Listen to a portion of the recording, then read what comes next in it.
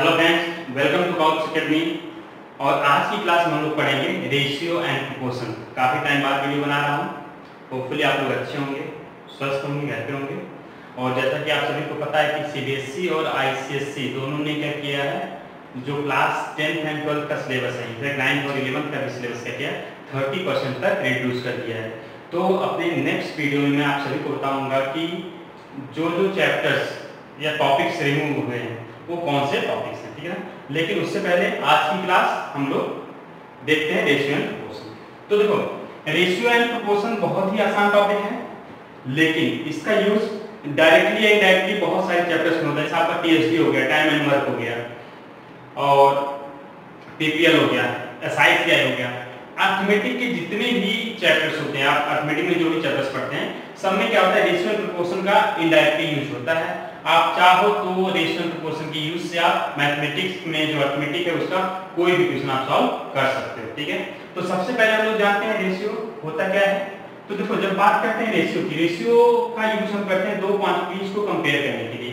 जैसे एक क्वांटिटी हमारी अगर ए है और दूसरी क्वांटिटी हमारी बी है, तो ये जो फ्रैक्शन फॉर्म होता है हमारा a अपॉन बी, इसको हम बोलते हैं रेशियो, यानी a रेशियो b, यानी a का b से क्या रेशियो है, क्या रिलेशन है।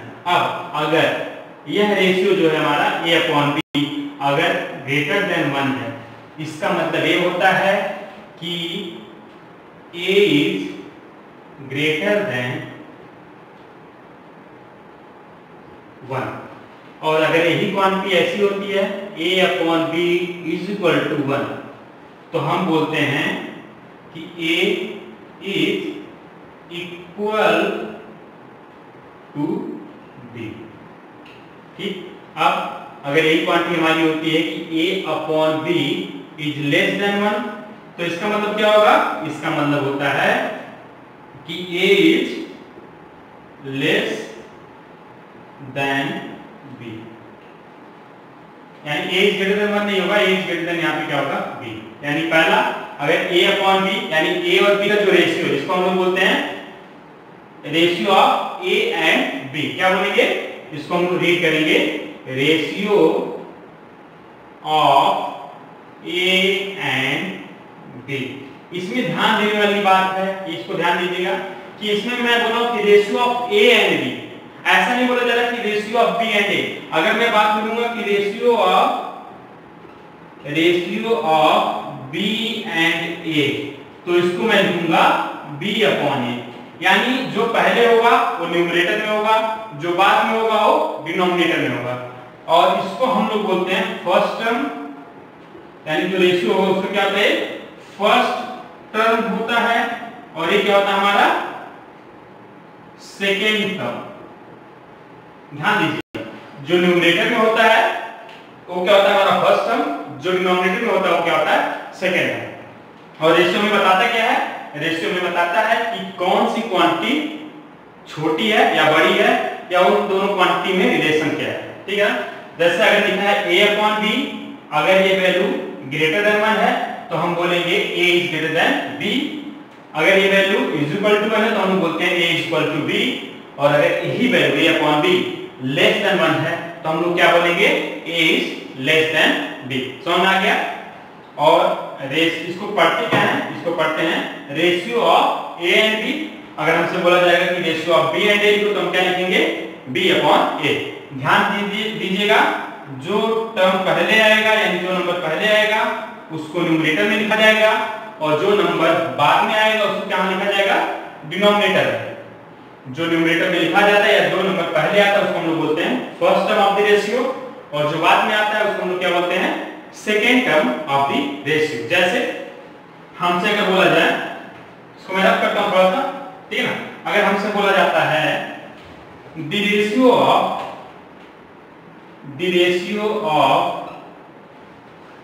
Incomes of a and b is 5:4, ठीक।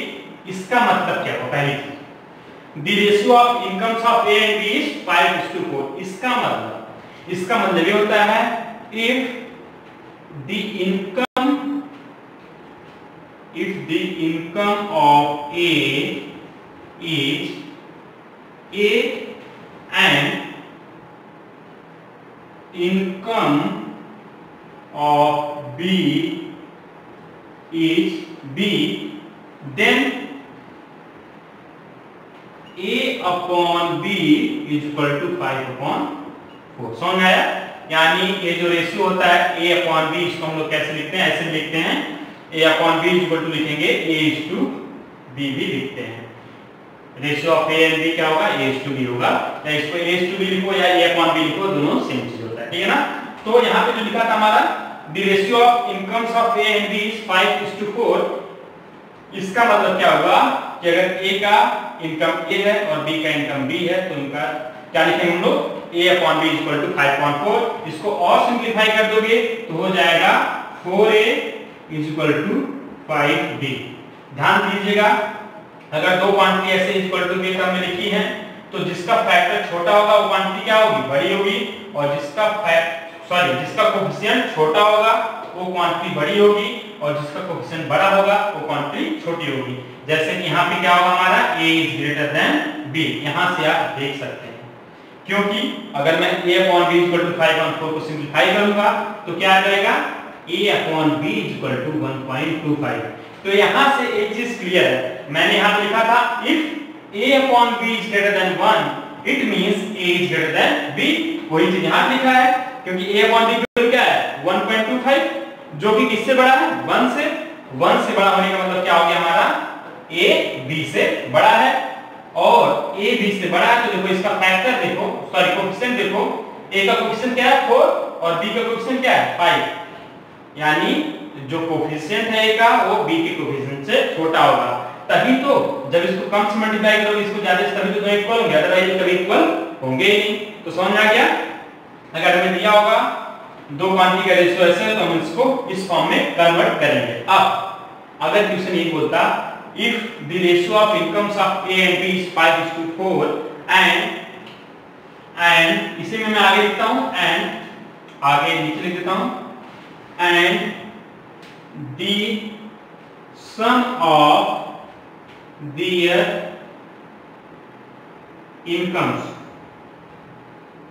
is 900, find the income of A, find the income of A। अगर हमसे ये पूछा कि A और B के इनकम का रेशियो क्या है? 5:4 है, और इनके इनकम का सम क्या दिया है? 900। तो हमसे पूछता बताओ A का इनकम क्या होगा? तो यहाँ पे देखो A अपॉन B क्या है हमारा? 514। तो हम क्या करेंगे, यहाँ से जैसे A upon B equal to 5.4 आया, और A प्लस B क्या है हमारा? A plus B equal to है 900। तो देखो यहाँ से हमने देखा कि 4A इक्वल टू 5 भी, तो यहाँ से हम चाहें तो A की वैल्यू निकाल लेते हैं। A की वैल्यू क्या होगी? A की वैल्यू हो जाएगी हमारी 5/4B। अब A की वैल्यू इस इक्वेशन में पुट कर दो, क्या होगा हमारा? 5/4B plus B equal to 900। Simplify करो, इसको देखो B अपॉन 1 लिखा है, एलसीएम लोगे आप, एलसीएम क्या आ जाएगा? 4 आ जाएगा, और यहाँ पे आएगा हमारा 5B plus 4B equal to 900। Simplify करोगे तो 9/4B इक्वल टू 900, 9 से 9 कट जाएगा, यानी B इक्वल टू क्या आ जाएगा? 400। B की वैल्यू आ गई हमारी 400, तो A की वैल्यू क्या होगी? यहाँ पे पुट कर दो, A इक्वल टू 5.4 into 400। तो यहाँ पे अगर पुट करोगे आप तो A इक्वल टू था हमारा 5/4 into 400। 4 से 4 कट जाएगा, A की वैल्यू क्या आ जाएगी? 500। इसका मतलब A की इनकम हमारी 500 और B की इनकम क्या हमारी 400। समझ आया? तो रेशियो एंड प्रोपोर्शन पे इस टाइप के क्वेश्चंस होते हैं और हम उसको इस तरीके से सॉल्व करते हैं। अब हम देखते हैं आगे कि कुछ टर्म्स जैसे डुप्लीकेट रेशियो क्या होता है, सब डुप्लीकेट रेशियो क्या होता है, ट्रिप्लीकेट रेशियो क्या होता है, इनके बारे में जान। ओके, तो अब हम लोग देखते हैं कि डुप्लीकेट रेशियो क्या होता है। तो डुप्लीकेट रेशियो जानने से पहले देखते हैं कंपाउंडेड रेशियो क्या होता है। कंपाउंडेड रेशियो मतलब जैसे देखो, अगर दो क्वांटिटी जैसे एक हमारा है A और B, अगर दिया है A और B का रेशियो क्या होगा हमारा? A/B है। C और D का रेशियो क्या है? C/D है। तो अगर इन दोनों को मिलाएंगे, तो जो रेशियो है उसको हम लोग क्या बोलते हैं, कंपाउंडेड रेशियो। क्या बोलते हैं हम लोग, कंपाउंडेड रेशियो। और वो होता हमारा इन दोनों रेशियो को मल्टीप्लाई कर दो, मतलब ये लिखा है हमारा a/b इंटू क्या कर दो, c/d, क्योंकि a और b का रेशियो a/d हो जाएगा, c और d का रेशियो क्या हो जाएगा, c/d।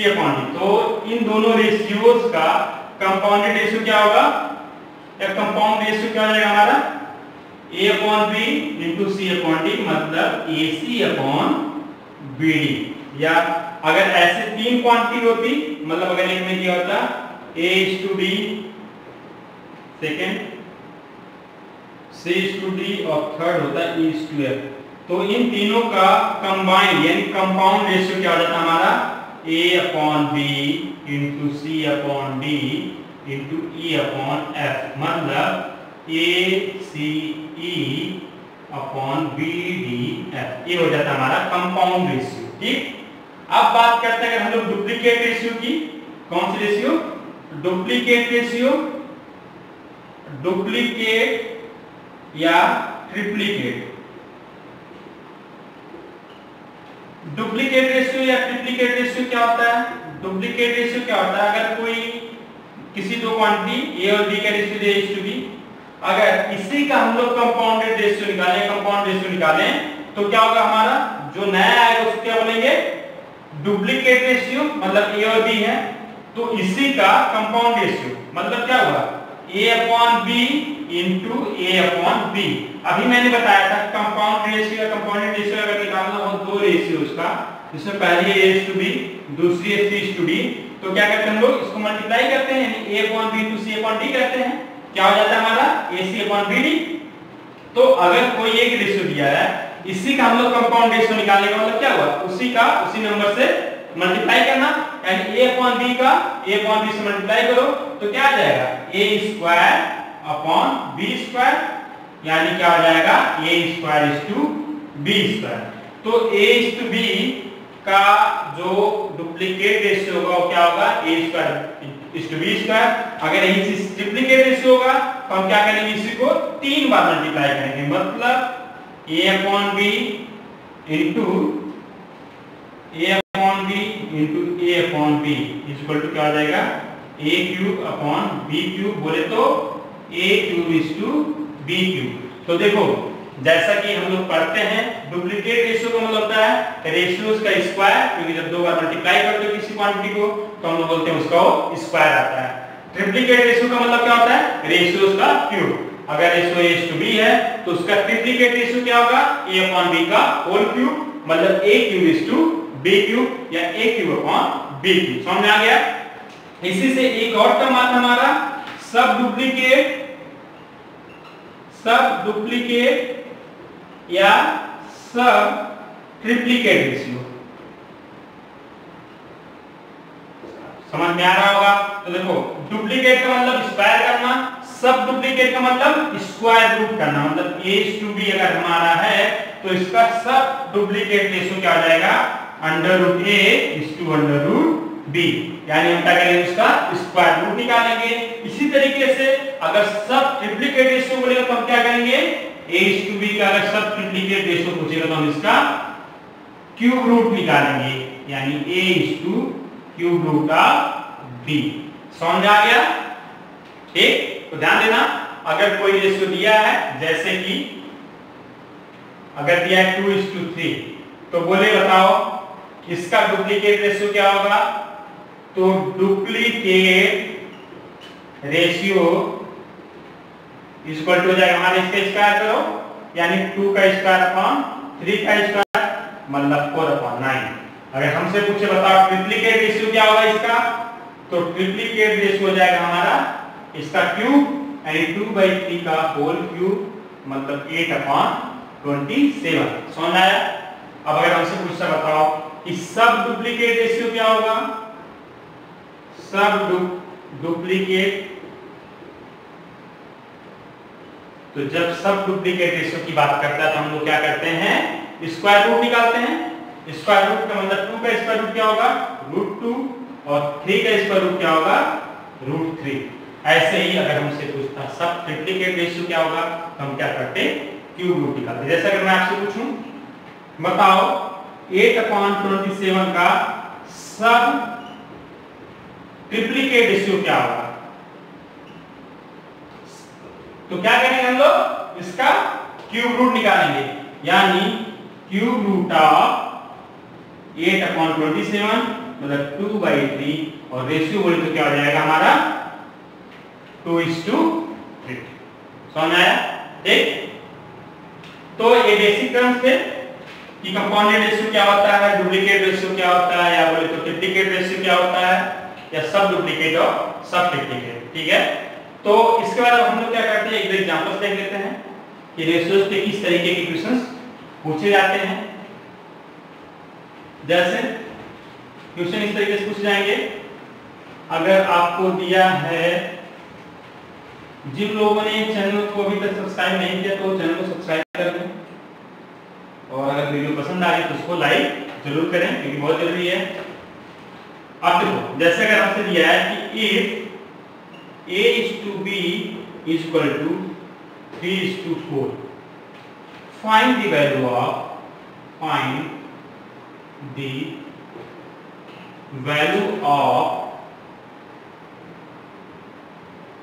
4A minus 2B is to 5A minus 4B। यानी हमें दिया है A:B equal to 3:4, तो हमें निकालना है कि 4A minus 2B और 5A minus 4B का रेशियो क्या होगा। तो ध्यान देना, हम लोग क्या करते हैं, पहले लिखेंगे A/B equal to दिया है 3/4, तो इसको हम लिख सकते हैं late A equal to 3x, तो B क्या हो जाएगा हमारा, A की वैल्यू अगर आप यहाँ पे 3x पुट करोगे यानी 3x/B equal to 3/4, 3 से 3 कट गया, 4 मल्टीप्लाई हो जाएगा, यानी B की वैल्यू आ जाएगी यहाँ से B equal to 4x। तो हम पहले करेंगे late A equal to 3x, तो B क्या आ जाएगा हमारा 4x। अब A की वैल्यू आ गई 3x, B की वैल्यू आ गई 4x। ये जो इक्वेशन है जिसका हमें रेशियो निकालना है उसमें क्या करूंगा, A की वैल्यू 3x और B की वैल्यू 4x पुट कर दो, तो क्या होगा हमारा, दिया हो जाएगा हमारा ये 4 into 3x minus 2 into 4x ratio 5 into 3x minus 4 into 4x is equal to क्या हो जाएगा हमारा ये 12x minus 12x minus 8x क्या होगा 4x हो जाएगा, is to 5 3 15x minus 16x क्या हो जाएगा -x। तो देखो एक चीज यहाँ पे 4x इज टू -x आ रहा है, तो रेशियो हमारा 4 इज टू -1 नहीं होगा। ध्यान देना एक चीज, ध्यान क्या देना है कि जो मैं बताया नहीं भूल गया कि क्या होता है कि निगेटिव नंबर्स का हम लोग रेशियो नहीं निकालते हैं। जब भी हम रेशियो निकालेंगे तो सिर्फ और सिर्फ पॉजिटिव रियल नंबर्स का या पॉजिटिव इंटीजर्स का निकालेंगे, ठीक है ना। रियल नंबर्स में जो वो भी पॉजिटिव होनी चाहिए, निगेटिव नहीं, ठीक है ना। तो चूंकि ये रेशियो हमारा निगेटिव आ रहा है 4:1, इसलिए इक्वेशन गलत होगा। इसको सही करने के लिए हम इसको क्या कर देंगे 4b माइनस 5। अब देखो 4b माइनस 5 क्या करेंगे अगर तो हो जाएगा हमारा ये प्लस होगा और ये माइनस, यानी ये क्या हो जाएगा हमारा 4x/x, तो हमारा रेशियो आ जाएगा 4:1। समझ आया? तो देखना एक मिनट एक और यहाँ पे 4 into 3x नहीं था हमारा, 3 into 3x हो जाएगा, ये होगा हमारा x/x यानी 1:1 हो जाएगा रेशियो, क्योंकि हमारा क्या था 4x, सॉरी ये तो सही है, हाँ 4x एंड रेशियो जाएगा हमारा क्या हो जाएगा 4:1 आ जाएगा, ठीक है ना। अब अगर हमसे एक क्वेश्चन उल्टा पूछता दिया होता 2x² minus 5y² upon xy is equal to दिया हमें 1/3, यानी अगर इसको दूसरे लैंग्वेज में बोलो तो दिया है ratio of 2x² minus 5y² and xy is equal to 1:3। Then हमें बताना है कि x एंड y का रेशियो क्या होगा, यानी x/y = 1। तो हम क्या करेंगे, सबसे पहले इसको हम लोग क्रॉस मल्टीप्लाई करके सिंपलीफाई करेंगे। तो क्या होगा हमारा, 3 को इधर मल्टीप्लाई करो तो क्या हो जाएगा, 3 2 जा 6, यानी 6x² - 15y² = xy। अब क्या करेंगे हम लोग, xy को उधर लाएंगे, यानी हो जाएगा हमारा 6x² - xy - 15y² = 0। अब क्या होगा, अब हमारा फैमिली का मतलब क्या करें, इसको फैक्टराइज करें। इसको फैक्टराइज करेंगे तो देखो, यह अगर हम माने तो x में क्वाड्रेटिक इक्वेशन है, वो कैसे, यहाँ पे x की पावर 2 है जो कि मैक्सिमम पावर है, तो x में हम इसको क्वाड्रेटिक इक्वेशन मान सकते हैं। और उस केस में हम y को क्या मानेंगे, y को हम लोग कांस्टेंट ट्रीट करेंगे, तो ये हमारा क्या हो जाएगा, ये पूरा कांस्टेंट हो जाएगा, ठीक है ना। तो देखो 6 × 15 क्या होता है हमारा, 90 होता है। अब 90 को हमें दो ऐसे पार्ट में डिवाइड करना है जिसका डिफरेंस क्या हो, 1 हो। कैसे होगा, 10 × 9 हो जाएगा, यानी हम इसको लिखेंगे 6x² - 10xy - 9xy - 15y² = 0। आप इसको जब ब्रैकेट तोड़ोगे तो -10xy हो जाएगा और ये + 10xy हो जाएगा। इन दोनों में कॉमन देखो क्या है, अगर इन दोनों में कॉमन देखा जाए तो हो जाएगा हमारा 2x कॉमन है, तो यहाँ पे क्या बचेगा, 3x - 5y। यहाँ पे देखते हैं क्या कॉमन है, यहाँ पे अगर हम देखें तो हमारे पास 3y कॉमन है, 3y कॉमन ले लेंगे, यहाँ पे क्या बचेगा 3x, और यहाँ पे क्या बचेगा -5y = 0। अब दोनों में क्या कॉमन है हमारा, 3x - 5y, तो 3x - 5y × 2x + 3y = 0। अब देखो हमारा क्या गया, अब हमारा आ गया 3x - 5 × 2x + 3y = 0। अब तो कोई 0 कब होगा, या तो दिस = 0 हो या तो दिस = 0 हो। इफ 3x - 5y = 0, तो क्या होगा, 3x = 5y, यानी x/y = 5/3, यानी x/y क्या हो जाएगा हमारा 5/3। कैसे किया मैंने, 3x = 5y था, मैं y को इधर लाया, 3 को इधर लेते गया, यानी x/y = आ गया 5/3। तो x और y का रेशियो x/y क्या हो गया हमारा 5/3। ये तब आया जब 3x - 5y = 0 था। अब अगर 2x + 3y = 0 हो तो क्या होगा हमारा 2x + 3y = 0, यानी 2x = -3y, यानी x/y = -3/2, जो कि पॉसिबल नहीं है, क्योंकि अभी मैंने बताया कि दो नंबर्स का रेशियो कभी निगेटिव नहीं होता, या हम बोले तो निगेटिव नंबर्स का रेशियो हम लोग कैलकुलेट नहीं करते, तो यह वैलिड नहीं है। इसीलिए x और y का रेशियो क्या आ जाएगा हमारा 5:3 आएगा, ना कि -3:2। तो एक चीज ध्यान रखिएगा, रेशियो से रिलेटेड कुछ इंपॉर्टेंट पॉइंट, जैसे कि हम लोग कभी निगेटिव नंबर का रेशियो नहीं लेते हैं, रेशियो हमेशा पॉजिटिव रियल नंबर्स का लिया जाता है। और जब दो नंबर्स का रेशियो गिवन हो तो हम किसी भी नंबर से मल्टीप्लाई करें या डिवाइड करें, रेशियो में कोई फर्क नहीं पड़ता, ठीक है। जैसे कि अगर लिखा है कि a/b, यानी a और b का रेशियो है, a/b अगर मान लो दिया है 2/3, तो हम पहली चीज पॉजिटिव होनी चाहिए, जो कि पॉजिटिव है। सेकंड चीज, अगर हम न्यूमरेटर और डिनोमिनेटर में एक नंबर कांस्टेंट पर कोई भी, जैसे k है, अगर उससे मल्टीप्लाई करते हैं और डिवाइड करते हैं तो रेशियो में कोई फर्क नहीं पड़ेगा। मतलब क्या हो जाएगा 2k/3k, k कैंसिल आउट हो जाएगा, रेशियो भी क्या होगा हमारा 2:3। लेकिन हम न्यूमरेटर और डिनोमिनेटर में सेम नंबर ऐड नहीं कर सकते, जैसे हम ऐसा नहीं कर सकते 2 + k/3 + k, ये हमारा करेक्ट नहीं है। तो बस ये ध्यान दीजिएगा, जो रेशियो होता है उसको मिनिमम यानी लीस्ट फॉर्म में हम लोग लाने की कोशिश करेंगे, और ये हमेशा पॉजिटिव होना चाहिए। और किसी भी नंबर से मल्टीप्लाई करें या डिवाइड करें, सेम नंबर से मल्टीप्लाई और डिवाइड किया जाता है तो रेशियो में कोई फर्क नहीं पड़ता, ठीक है। तो एक लास्ट प्रॉब्लम करते हैं हम लोग, उसके बाद साथ की क्लास हम लोग ओवर करेंगे।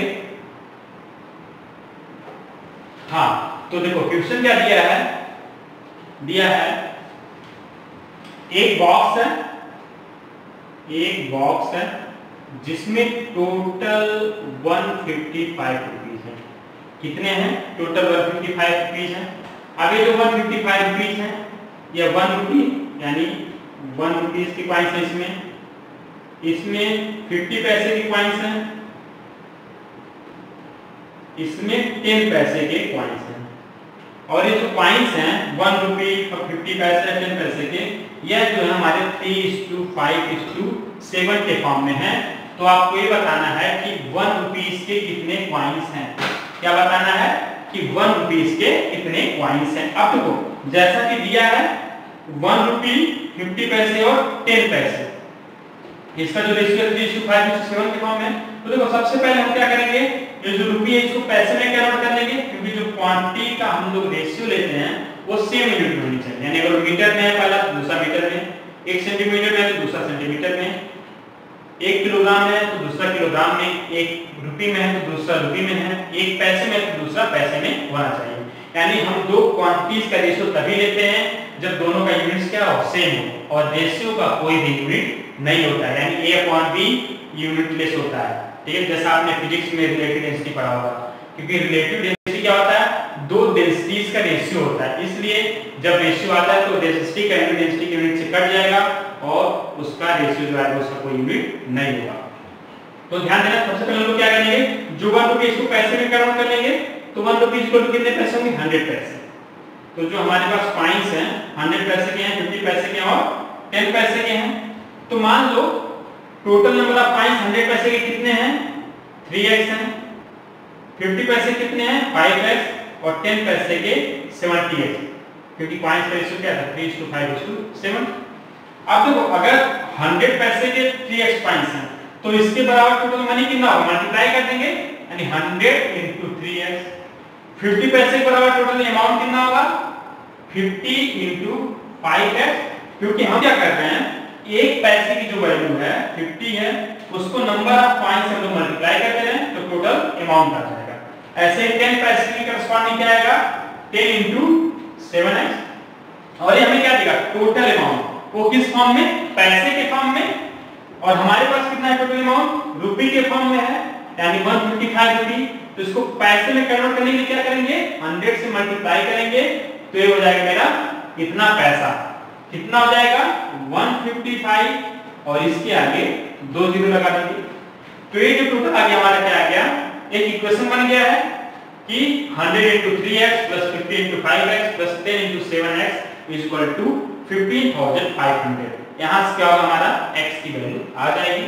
सिंपलीफाई करो, 100 × 3 यानी 300x, 50 + 15 × 5x 250x, + 10 × 7 70x = 15500।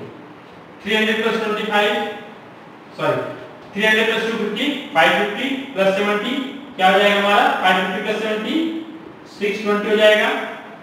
620x = 15500, 0 से 1 0 कट गया, यानी x = क्या होगा, 1550/62। सिंपलीफाई कर लो इसको, पहले जब 2 से कट जाएगा कितना आएगा, 2 से जब कटेगा हमारा तो पहले 7 टाइम्स जाएगा, फिर 7 टाइम्स और फिर 5 टाइम्स अपॉन 30। अब 31 मतलब 775 को 31 से काटो तो 31 जो होता है 62, फिर आ जाएगा हमारा 15, यानी 5 को मिलाओगे तो 155 हो जाएगा। 155 को जब 31 से डिवाइड करोगे तो 5 आ जाएगा, यानी x की वैल्यू आ गई हमारी 25 आ गई। तो हमसे पूछा क्या था, नंबर ऑफ 1 रुपी कॉइन्स पूछा था। तो 1 रुपी कॉइन्स कितने थे हमारे पास, 3x। तो अगर x की वैल्यू 25 है तो 3x क्या हो जाएगा हमारा, 3x हो जाएगा 25 × 3 यानी 75। तो 1 रुपये के कितने कॉइन्स थे हमारे पास, 75। अगर हमसे यही क्वेश्चन पूछता, बताओ कि टोटल नंबर ऑफ कॉइन्स कितने थे, जो टोटल नंबर ऑफ कॉइन्स पूछता तो कितने थे, 3x + 5x + 7x। तो 3x + 5x + 7x कितना आ जाएगा, 15x, और टोटल कॉइन कितना आ जाएगा, 15 × 25, और 15 × 25 मेरे पास सबको पता है कितना होता है, फिर 75। ठीक, तो आज रेशियो की क्लास में हम लोग इतना ही पढ़ेंगे। जो नेक्स्ट क्लास होगा उसमें मैं प्रोपोर्शन के बारे में बताऊंगा। Thank you.